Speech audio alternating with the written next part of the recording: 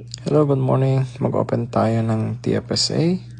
Click open or move account. Open a new account. Tapos madaming option dyan. Pero dahil sa TFSA tayo, piliin yung TFSA.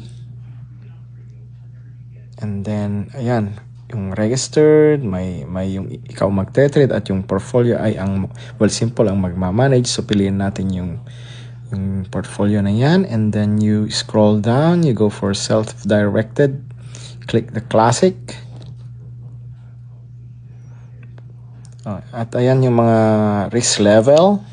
Pwedeng this is level 10, like 10 out of 10. Ayan po yung mga ano niya, pwede nyo basahin. Ang fee lang po ay 0.5% compared sa bank na 2% and up.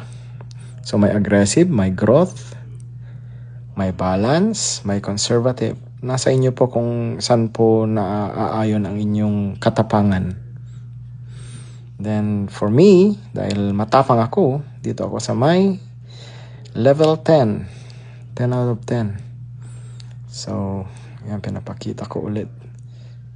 Yung nandyan yung mga expected return. Those are not guaranteed, but ganun po ang ano niya, yung expected return. So ayan yung mga ano nila. So I will click on that, invest in classic, ayan, click nyo lang ng ganyan, tapos pipili na kayo kung anong naayon sa inyo. Pero sa akin, aggressive. So invest, and then let's wait.